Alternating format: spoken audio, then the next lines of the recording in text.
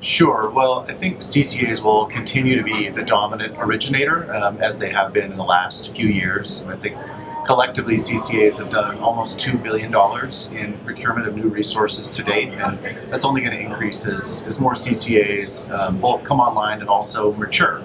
I think in terms of IOUs, a lot of that remains to be determined on how exit fees are resolved, but strictly speaking with origination, I think as CCAs both launch and then also build out new projects to kind of round out their portfolio.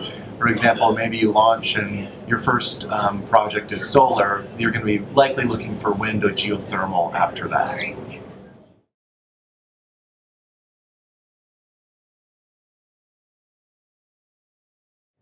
Yeah, while I'm not an expert in procurement, I can tell you that our procurement team is very excited by more firm, durable products. And especially as we start looking towards an environment of increased renewables or potentially all the way to 100%, we're going to need those products, right? So I think whether it's now or later, they will continue to see increasing demand.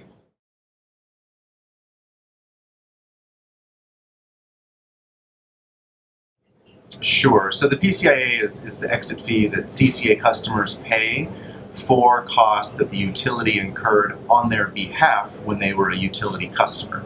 And the reason it's important is because if CCA customers don't cover those costs, then the remaining utility customers have to bear the full burden. I think, though, there's a lot of opportunity, first and foremost, in, quite simply put, what do you do with something you don't need? You sell it. And I think that utilities could sell and monetize the products that they've purchased in longer term markets and at a much higher value. That's not just good for CCA customers, that's good for the utility customers as well, who would see reduced cost.